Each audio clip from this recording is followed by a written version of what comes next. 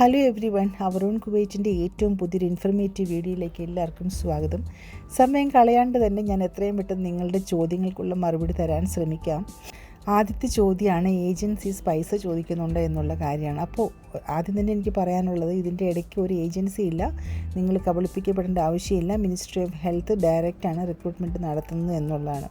രണ്ടാമത്തെ ചോദ്യം എന്താണെന്ന് വെച്ചിട്ടുണ്ടെങ്കിൽ, എത്ര നാളെടുക്കും ഈ ഫോർമാലിറ്റീസ് എല്ലാം കംപ്ലീറ്റ് ചെയ്ത് കുവൈറ്റിലേക്ക് വരാനായിട്ട്. കുവൈറ്റ് MOH ആദ്യമായിട്ടാണ് ഇങ്ങനത്തെ ഒരു സംഭവം നാട്ടിൽ നടത്തുന്നത്. അതുകൊണ്ട് നമുക്ക് എക്സാക്റ്റ് സമയം നമുക്ക് എത്രയാണെന്ന് പറയാൻ പറ്റില്ല. കാരണം ഇതിന് മുൻപോ ഒരിക്കലും ഇങ്ങനെ direct recruitment ministry of health ഓൺലൈനിൽ കൂടെ നടത്തിയിട്ടില്ല. അപ്പോൾ അതുകൊണ്ട് തന്നെ നമ്മൾക്ക് ടൈം എത്ര നാളെടുക്കുമെന്ന് പറയാൻ പറ്റില്ല. അതുമാത്രമല്ല, മിനിസ്ട്രിയുടെ കാര്യങ്ങളൊക്കെ സ്ലോ ആണ്. ഒരുപാട് കാര്യങ്ങൾ ചെയ്യാനുള്ളത് കൊണ്ട് തന്നെ അവരുടെ എത്ര നാളെടുക്കും എന്നുള്ളത്, ഇപ്പോൾ ലോക്കൽ റിക്രൂട്ട്മെൻ്റ് ആണെങ്കിൽ പോലും കുറേ നാളെടുത്തതിന് ശേഷമാണ് നമുക്ക് ജോയിൻ ചെയ്യാൻ പറ്റുള്ളൂ. ഒരുപാട് ഫോർമാലിറ്റീസ് ഉണ്ട്. അതിപ്പം നഴ്സസ് മാത്രമല്ല, ഏത് കാറ്റഗറി ആയിക്കോട്ടെ, പേപ്പർ വർക്ക് ഇവിടുത്തെ ഫോർമാലിറ്റീസ് വളരെ വളരെ കൂടുതലാണ്. അപ്പോൾ പല കാര്യങ്ങളും കഴിഞ്ഞതിന് ശേഷമാണ് അവർ നിങ്ങളെ കൊണ്ടുവരുള്ളൂ. അപ്പോൾ അതുകൊണ്ട് ഒരു എക്സാക്റ്റ് ടൈം എത്രയാണെന്ന് നമുക്ക് പറയാൻ പറ്റില്ല. പിന്നെ കുറേ ആളുകൾ ചോദിച്ചിട്ടുണ്ട്, സൈറ്റ് ഇപ്പോൾ ഓപ്പൺ ആകുന്നില്ല, എന്താണ് കാരണം എന്നുള്ളത്. അപ്പോൾ ഒരാഴ്ച മുന്നേ വരെ ഒരു സൈറ്റിന് ചെറിയ ഇഷ്യൂ ഉണ്ടായിരുന്നു. പക്ഷേ ഇപ്പോൾ അത് റെക്ടിഫൈ ചെയ്തിട്ടുണ്ട്, അത് ഓപ്പൺ ആകേണ്ടതാണ്. ഇനി ഈ പറഞ്ഞതുപോലെ തന്നെ ഈ മിനിസ്ട്രിക്ക് എപ്പോഴാണത് ക്ലോസ് ചെയ്യാൻ തോന്നുന്നത് എന്ന് നമുക്ക് പറയാൻ പറ്റില്ല. ആവശ്യത്തിന് ക്യാൻഡിഡേറ്റ്സിനെ കിട്ടിക്കഴിഞ്ഞ് കഴിയുമ്പോൾ അവരൊരു പക്ഷേ സൈറ്റ് ക്ലോസ് ചെയ്യാനും ചാൻസ് ഉണ്ട്. ഞാൻ പറഞ്ഞല്ലോ, ഇതൊരു ഏത് കാര്യമാണെങ്കിലും അവർക്ക് ആവശ്യമായിട്ടുള്ള ക്ലയൻസിനെ കിട്ടിക്കഴിഞ്ഞ് കഴിയുമ്പോൾ അവർ ക്ലോസ് ചെയ്യാനുള്ള ചാൻസസ് വളരെ കൂടുതലാണ്. പിന്നെ ഗ്യാപ്പ് ഒരു പ്രശ്നമാണെന്ന് ചോദിച്ചിട്ടുണ്ട്. അപ്പോൾ ഗ്യാപ്പ് ഒരു പ്രശ്നമുള്ളതായിട്ട് അവർ പറഞ്ഞിട്ടില്ല. പക്ഷേ ഒരു ലാസ്റ്റ് 2 to 3 years കണ്ടിന്യൂസ് ആയിട്ട് വർക്ക് ചെയ്യുന്നതായിരിക്കും ഏറ്റവും പ്രിഫറബിൾ. കാരണം ഇപ്പോൾ ഗ്യാപ്പിൽ ഇരിക്കുമ്പോൾ തന്നെ അപ്ലൈ ചെയ്യുന്നതിൽ ഒരു അർത്ഥമില്ല. നിങ്ങൾ പ്രസൻ്റ്ലി വർക്കിംഗ് ആയിരിക്കണം. പക്ഷേ അതിന് മുന്നേ ഉള്ള ഗ്യാപ്പ് പ്രശ്നമായിരിക്കില്ല. പക്ഷേ മിനിമം 2 years ഓഫ് എക്സ്പീരിയൻസ് BSc-കാർക്കും 3 years ഓഫ് എക്സ്പീരിയൻസ് ഡിപ്ലോമക്കാർക്കും വേണ്ടതാണ്. പിന്നെ കുവൈറ്റിൽ വർക്ക് ചെയ്യുന്നവർക്ക് അപ്ലൈ ചെയ്യാൻ പറ്റുമോ എന്നുള്ളത് ചോദിച്ചിട്ടുണ്ട്. കുവൈറ്റിൽ വർക്ക് ചെയ്യുന്നവർക്ക് തീർച്ചയായിട്ടും അപ്ലൈ ചെയ്യാൻ പറ്റും. പക്ഷേ പ്രസൻ്റ്ലി നിങ്ങൾക്ക് വർക്ക് ചെയ്യുന്ന കമ്പനിയിൽ നിന്ന് നിങ്ങൾക്ക് നോ ഒബ്ജക്ഷൻ സർട്ടിഫിക്കറ്റ് വേണം. നാട്ടിൽ നിന്നും പ്രൈവറ്റായിട്ട് ഇവിടെ വരുന്ന ആളുകൾക്ക് നോ ഒബ്ജക്ഷൻ സർട്ടിഫിക്കറ്റ് കിട്ടുക എന്നുള്ളത് വളരെ ബുദ്ധിമുട്ടുള്ളൊരു കാര്യമാണ്. പിന്നെ അവർ ചോദിക്കുന്ന എമൗണ്ട് ഓഫ് മണി കൊടുത്തു കഴിഞ്ഞാൽ നിങ്ങൾക്ക് ഒരു പക്ഷേങ്കിൽ NOC കിട്ടും. ആ ഒരു NOC സർട്ടിഫിക്കറ്റ് വളരെ വളരെ ഇമ്പോർട്ടൻ്റ് ആണ് നിങ്ങളെ ഇൻ്റർവ്യൂവിന് വിളിക്കുമ്പോൾ. പിന്നെ കുറേ പേര് ചോദിച്ചിട്ടുണ്ട്, നമ്മളുടെ ഡിപ്ലോമക്കാർക്ക് അസിസ്റ്റൻറ്റ് നേഴ്സ് എന്നുള്ള പോസ്റ്റാണല്ലോ വന്നിരിക്കുന്നത്.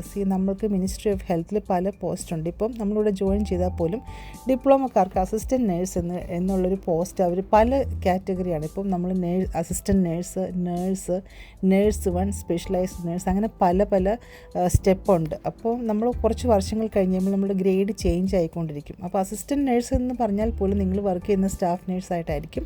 അവർ പറഞ്ഞിരിക്കുന്ന സാലറിയും കാര്യങ്ങളെല്ലാം അത് തന്നെയായിരിക്കും. പക്ഷേ ഈ അസിസ്റ്റൻറ്റ് നേഴ്സ് എന്നുള്ള ആ ഒരു പോസ്റ്റ് ഗ്രേഡ് മാറി നേഴ്സ് എന്നുള്ള ഗ്രേഡ് അവരാക്കി തരും. അതിന് കുറച്ച് ഇയേഴ്സ് ഓഫ് ഇപ്പോൾ ഈ അസിസ്റ്റൻറ്റ് നേഴ്സ് എന്ന് പറഞ്ഞ് വന്നേക്കുന്നത് എത്ര നാളെടുക്കും എന്നറിയത്തില്ല. പക്ഷേ നേഴ്സ് 1, സ്പെഷ്യലൈസ്ഡ് നേഴ്സ് അങ്ങനെ എടുക്കുന്നതിന് മിനിമം ഒരു 3 to 5 years ഒക്കെ നമ്മൾ വെയിറ്റ് ചെയ്യേണ്ടി വരും. പക്ഷേ അസിസ്റ്റൻറ്റ് നേഴ്സായിട്ട് വന്നിരിക്കുന്നവരുടെ ഒരു ഓപ്ഷൻ എങ്ങനെയാണെന്നുള്ളതിനെക്കുറിച്ച് എനിക്ക് അത്ര വ്യക്തമായിട്ടുള്ള അറിവില്ല. പിന്നെ നാട്ടിൽ നിന്ന് വരുമ്പോൾ BLSO ACLSO വേണോ എന്നുള്ളതാണ്. ഏറ്റവും ബേസിക്കായിട്ട് നമുക്ക് BLS എങ്കിലും വേണം. കാരണം ഇവിടെ വന്നതിന് ശേഷം അത് എടുക്കുകയെന്ന് പറഞ്ഞാൽ പിന്നെ അത് എക്സ്പെൻസീവാണ്. അപ്പോൾ അതിലും ഭേദം നിങ്ങൾ നാട്ടിൽ നിന്ന് BLS എങ്കിലും എടുത്തിട്ട് വരാൻ നിങ്ങൾ ശ്രമിക്കുക. പിന്നെ പ്രോമെട്രിക്കിൻ്റെ കാര്യം ചോദിക്കുന്നുണ്ട്. പ്രോമെട്രിക് എക്സാം മിനിസ്ട്രി ഓഫ് ഹെൽത്തിലേക്കും പ്രോമെട്രിക് ആണോ വേണ്ടി എന്നുള്ളതാണ്. അപ്പോൾ പ്രോമെട്രിക് എക്സാം എന്നുള്ളത് ഇവിടുത്തെ പ്രൈവറ്റ് ഹോസ്പിറ്റലിൽ, ഇപ്പോൾ സ്കൂൾ ഹെൽത്ത് പ്രൈവറ്റിൽ വർക്ക് ചെയ്യാനാണെങ്കിൽ പോലും പ്രോമെട്രിക് വേണം. പക്ഷേ എങ്കിൽ മിനിസ്ട്രി ഓഫ് ഹെൽത്ത് ഇതുവരെയും അതിനെക്കുറിച്ചിട്ടുള്ള ഒരു ഇൻഫർമേഷൻ തന്നിട്ടില്ല. ചിലപ്പോൾ നാട്ടിൽ നിന്ന് വരുന്ന ആളുകൾക്ക് ഇവിടെ വെച്ചൊരു സെപ്പറേറ്റ് എക്സാം അവർ കണ്ടക്ട് ചെയ്തേക്കാം. പക്ഷേ എങ്കിൽ പ്രോമെട്രിക് എന്ന പേരിൽ നടത്തപ്പെടുന്ന ആ എക്സാം ആവശ്യമില്ല ഇപ്പം ആസ് ഓഫ് നൗ. ഈ കുവൈറ്റിലെ കാര്യങ്ങൾ നിങ്ങൾക്ക് അറിയാവുന്ന പോലെ ഏത് നിമിഷവും നിയമങ്ങൾ മറിയാം. അപ്പോൾ അതുകൊണ്ട് നിങ്ങൾക്ക് അതിനെക്കുറിച്ചൊരു വ്യക്തമായിട്ടുള്ള ഒരു അറിവ് ഉണ്ടായിരിക്കണം.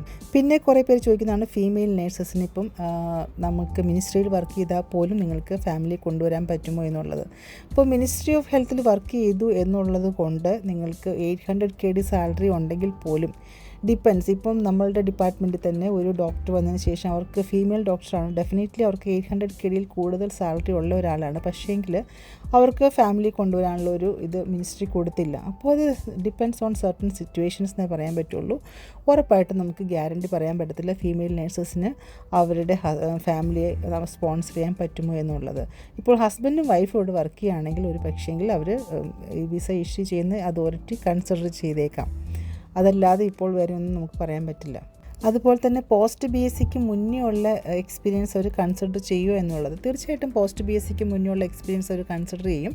പോസ്റ്റ് BScയുടെ സർട്ടിഫിക്കറ്റ് ഇവിടെ കുറേ വർഷങ്ങളായിട്ട് അക്സെപ്റ്റ് ചെയ്യുന്നുണ്ടായിരുന്നില്ല, പക്ഷേ റീസെൻ്റ്ലി അവർ സ്റ്റാർട്ട് ചെയ്തിട്ടുണ്ട്.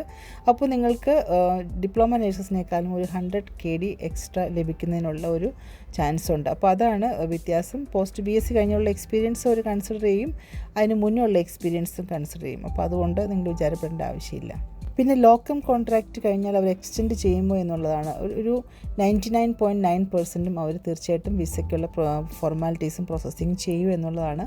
അപ്പോൾ എന്തെങ്കിലും അത്രയ്ക്ക് ഒരു ഇതായിട്ടുള്ള എന്തെങ്കിലും പ്രശ്നങ്ങളൊക്കെ ഉണ്ടെങ്കിൽ മാത്രമാണ് അവരത് ക്യാൻസൽ ചെയ്യാൻ സാധ്യതയുള്ളൂ. ഇവിടുന്ന് ഒരുപാട് നമ്മൾ നേഴ്സസാണ് ഇങ്ങനെ ലോക്കം കോൺട്രാക്റ്റിനെ കുറിച്ച് അത്രയ്ക്ക് അറിവില്ലാതെ ഇരിക്കുന്ന ആളുകൾ ഒരുപാട് ടെക്നീഷ്യൻസിനെയും അതുപോലെ പല രാജ്യങ്ങളിൽ നിന്നും, പാകിസ്ഥാനിൽ നിന്നും അതുപോലെ പല മറ്റ് രാജ്യങ്ങളിൽ നിന്നും ലോക്കം കോൺട്രാക്റ്റിൽ ഇവിടെ നേഴ്സസിനെ കൊണ്ടുവന്നിട്ടുണ്ട്. അപ്പോൾ അവരെല്ലാം ലോക്കം കോൺട്രാക്റ്റിൽ വരികയും അവരുടെ വിസ പ്രോസസ്സിങ് സ്റ്റാർട്ട് ചെയ്യും. ഏകദേശം ഒരു 1 year ഒക്കെ ആകുമ്പോഴത്തേക്കിനും അവരുടെ കംപ്ലീറ്റ് ഫോർമാലിറ്റി കഴിയുകയും ചെയ്യും. അപ്പോൾ അതിനെക്കുറിച്ചൊന്നും വറി ചെയ്യേണ്ട ആവശ്യമില്ല. പിന്നെ നിങ്ങൾക്കിപ്പം മെയിൽ വന്നു, നിങ്ങൾക്ക് ഡെഫിനറ്റ് ആയിട്ടുള്ളൊരു ആൻസർ കിട്ടിയിട്ടില്ല, നിങ്ങൾ സെലക്റ്റഡ് ആണോ അല്ലയോ എന്ന് വിചാരിച്ച് നിങ്ങൾ വറി ചെയ്യുന്നുണ്ടെങ്കിൽ ഒരേ ഒരു കാര്യം എനിക്ക് പറയാനുള്ളത് എന്താണെന്ന് വെച്ചാൽ മെയിലിൽ കൂടെ മാത്രമാണ് ഇവർ കോൺടാക്റ്റ് ചെയ്യുന്നത്. അപ്പം ശരിക്കും ഒരു വാലിഡ് ആയിട്ടുള്ള മെയിൽ ID കൊടുക്കുക.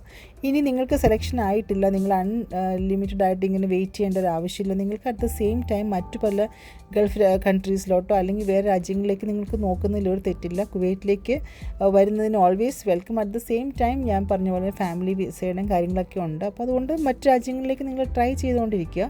കിട്ടിയോ കിട്ടില്ല എന്നുള്ളതിനെക്കുറിച്ച് ഇപ്പോൾ ഇൻഡിവിജ്വലായിട്ട് ഒരാളിരുന്ന് നിങ്ങൾക്ക് മെയിൽ ചെയ്യുകയല്ല. മിനിസ്ട്രി ഓഫ് ഹെൽത്തിൽ അവർ ചെയ്യുന്ന കുറേ കാര്യങ്ങൾ പല ആളുകളിൽ കൂടിയാണത് കടന്നു പോകുന്നത്. അപ്പോൾ ഏതെങ്കിലും ഒരു സ്ഥലത്ത് ഒരു ഡിലേ വന്നു കഴിഞ്ഞാൽ ഒരു പക്ഷേ നിങ്ങൾക്ക് അതിനുള്ള റിപ്ലൈ കിട്ടിയെന്നിരിക്കില്ല. അപ്പോൾ അതുകൊണ്ട് ഇവിടുത്തെ ഇതിനു വേണ്ടി മാത്രം വെയിറ്റ് ചെയ്യാതെ നിങ്ങൾ മറ്റ് ഓപ്ഷൻസും കൂടെ ട്രൈ ചെയ്യുക എന്നുള്ളതാണ് എനിക്ക് പറയാനുള്ളത്.